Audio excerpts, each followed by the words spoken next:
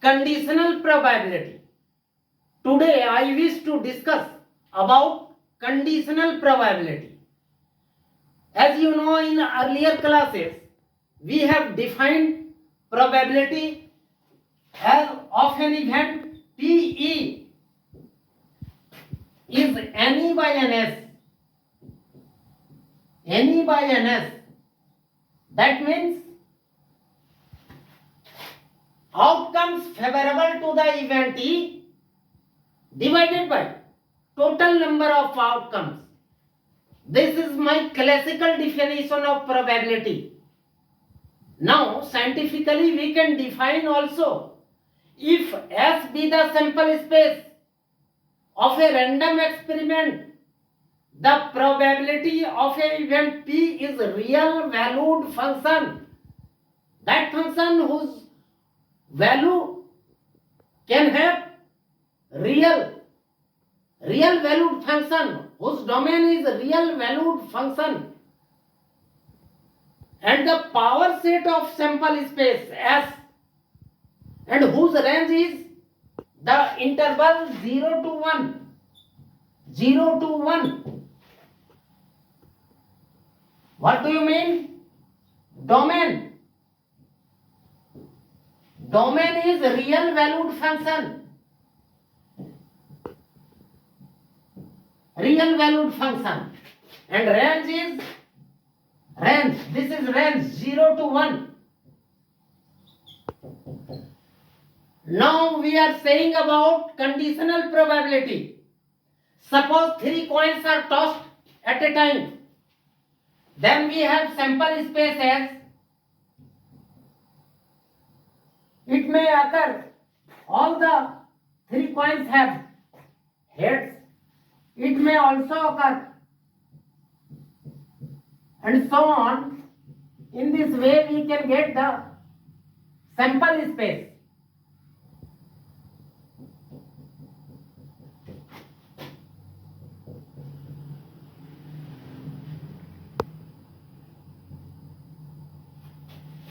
THH, TTH, THT,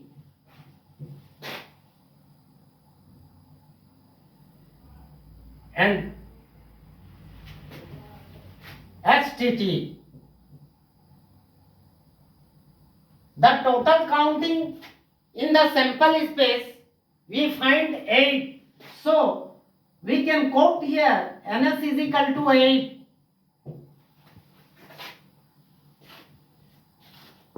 Suppose if the event at least 2 head appears. Suppose if the event at least 2 head appears, then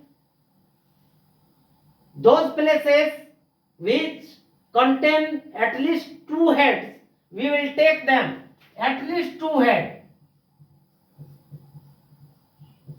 HHH here contain at least 2 heads. Also HHT contain 2 heads. THH contain 2 heads, and also HHT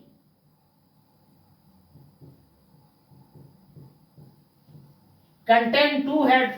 The total number favorable to event E is given by 4. Total number of counting. Suppose F be the event, first coin shows tail. Suppose F be the event, first coin shows tail. These are the situation where first coin shows tail.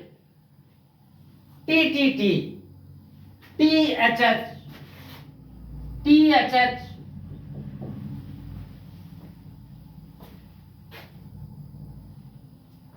TTH,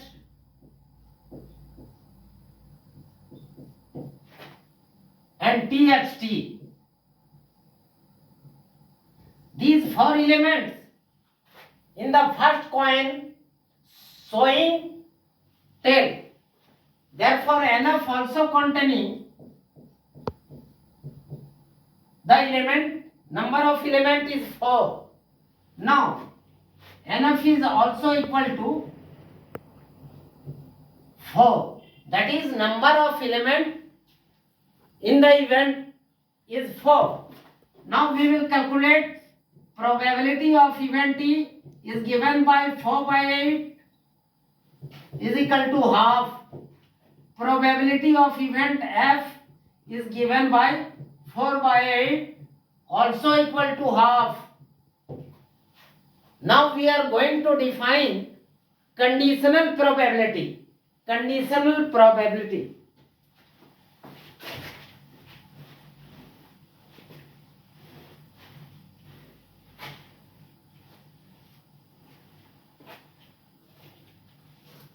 Question is, if F occurs already, then what is the probability of event E? If F occurs already, then what will be probability of event E? This information reduces our sample space. So probability of event E when F has occurred already is given by condition. We are going to calculate E intersection F. E intersection F. There is only one element in E intersection F, which is THH, and N E intersection F equals 1.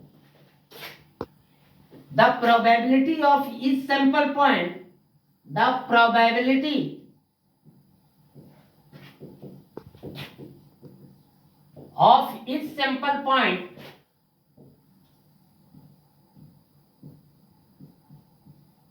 is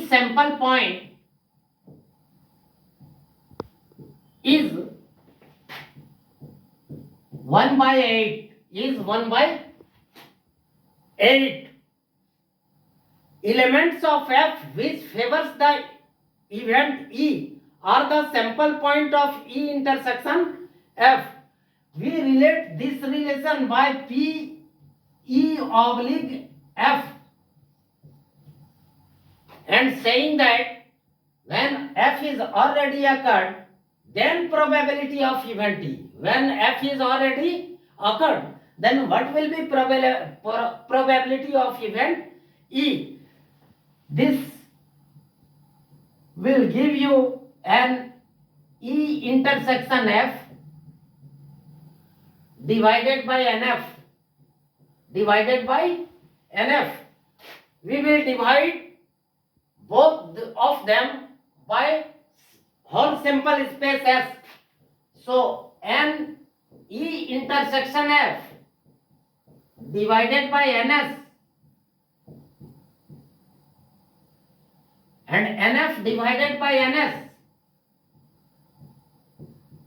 It means N E intersection F divided by NS will give you probability of event E intersection F, and NF divided by NS gives you probability of event PF, and PF is not equal to 0. PF is not equal to 0. This is the conditional probability when F is occurred already, then probability of event E. Thank you for watching.